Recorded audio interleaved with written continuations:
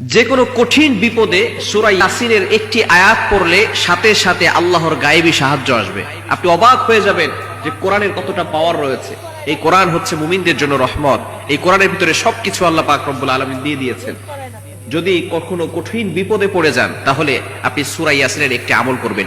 এটা আমার কথা নয়, নবীজি সাল্লাল্লাহু আলাইহি ওয়াসাল্লাম চমৎকার একটি আমল করে ফায়দা পেয়েছেন।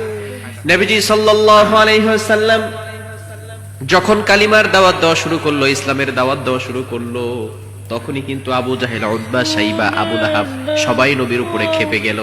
নবীকে মাজনুন বলা শুরু করলো, পাগল বলা শুরু করলো। শুধু তাই নয়, একদিন হঠাৎ করে আবু লাহাবের স্ত্রী উম্মে জামিল, সে নবীজি সাল্লাল্লাহু আলাইহি সাল্লামের চাচি ছিল। আবু লাহাব ছিল চাচা, তার স্ত্রী কি হন? চাচি হন। চাচি নবী সাল্লাল্লাহু আলাইহি সাল্লামকে আক্রমণ করার জন্য, আঘাত করার জন্য একটা পাথর হাতে নবী সাল্লাল্লাহু আলাইহি সাল্লামকে মারার জন্য আসছে।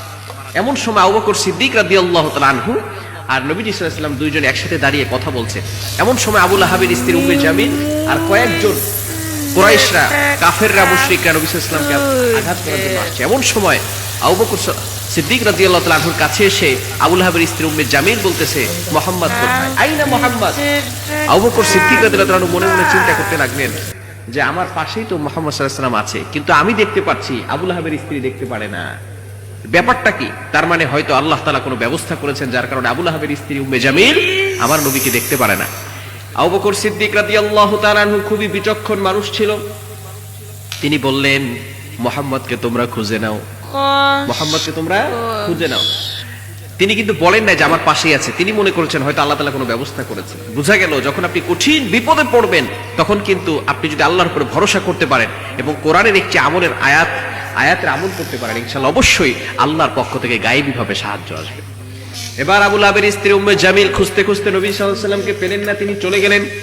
এমন সময় নবীজি সাল্লাল্লাহু আলাইহি সাল্লামকে আবু বকর সিদ্দিক রাদিয়াল্লাহু তাআলা আনহু জিজ্ঞেস করলেন, ইয়া রাসূলুল্লাহ, ইয়া হাবিবাল্লাহ, আপনি তো আমার পাশেই ছিলেন, আপনি কি এমন আমল করেছেন অথবা কি কাজ করেছেন যে আমি দেখতে পাচ্ছি কিন্তু আবু লাহাবের স্ত্রী উম্মে জামিল আপনাকে দেখতে পারে নাই?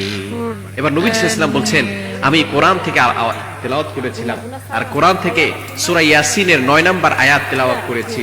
9 নম্বর আয়াত, 22 নম্বর পারা, 19 নম্বর পৃষ্ঠার 14-15 নম্বর লাইন সূরা ইয়াসিনের, ওয়াজআলনা মিন বাইনি আইদিহিম সাদ্দা ওয়া মিন খালফিহিম সাদ্দান ফাআগশাইনাহুম ফাহুম লা ইউবসিরুন। যখন এই আয়াতটি বারবার তেলাওয়াত করা হয়েছে, সাথে সাথে নবীজি সাল্লাল্লাহু আলাইহি সাল্লামের মাঝে আর আবু লাহাবের স্ত্রী উম্মে জামিলের মাঝে আল্লাহ পাক রব্বুল আলামিন একটা নূরের পর্দা ঢেলে দিয়েছেন, যার কারণে আবু লাহাবের স্ত্রী উম্মে জামিল আর নবীজিকে দেখতে পারে। আমার নবীকে সেদিন হেফাজত করেছিলেন কে? আরো জোরে বলেন কে? সুতরাং আমরাও যদি এই কোরআনে আমল করি তাহলে আল্লাহ তাআলা আমাদেরকে হেফাজত করতে পারেন কি পারেন না? আওয়াজ দিয়ে বলেন। আল্লাহর শক্তি কি কমে গেছে? কি বলেন? আল্লাহ তাআলা কি বৃদ্ধ হয়ে গেছেন? আল্লাহর ক্ষমতা শেষ হয়ে গেছে? নো, আল্লাহ তাআলার ক্ষমতা এখনো আছে। আল্লাহ পাক রব্বুল আলামিন চাইলে আমাদেরকে বিপদ আপদ থেকে হেফাজত করতে পারেন। কঠিন বিপদে পড়লে আপনি সূরা ইয়াসিনের 9 নম্বর আয়াতটি তেলাওয়াত করবেন, ওয়াজআলনা মিন বাইনি আইদিহিম সাদ্দাও ওয়া মিন খালফিহিম সাদ্দা ফাআগশাইনাহুম ফাহুম লা ইউবসিরুন। কোরআনের কতটা পাওয়ার আপনি বুঝতে পারবেন। আল্লাহ পাক রব্বুল আলামিন আপনাকে কঠিন শত্রু থেকে এবং দুশমন থেকে আপনাকে হেফাজত করবেন, বিপদ থেকে, বালা মুসিবত থেকে আপনাকে হেফাজত করবেন। সূরা ইয়াসিনের অনেক ফজিলত রয়েছে, বেশি বেশি করে সূরা ইয়াসিনের তিলাওয়াতটা করবেন এবং বিশেষ করে যখন কঠিন বিপদে পড়ে যাবেন আল্লাহর কাছে সাহায্য চাইবেন। অন্য দুনিয়ার সকল মানুষ যদি সাহায্য করতে নাও পারে, কিন্তু একজন আছেন তিনি আমাদেরকে সাহায্য করতে পারেন। তিনি কে? এজন্য আল্লাহর উপর ভরসা করে বিপদ আপদ থেকে বাঁচার জন্য আমরা আমলটি করতে পারবো তো ইনশাআল্লাহ। আল্লাহ পাক রব্বুল আলামিন আমাদের সকলকে এই আমলটি করার তৌফিক দান করে।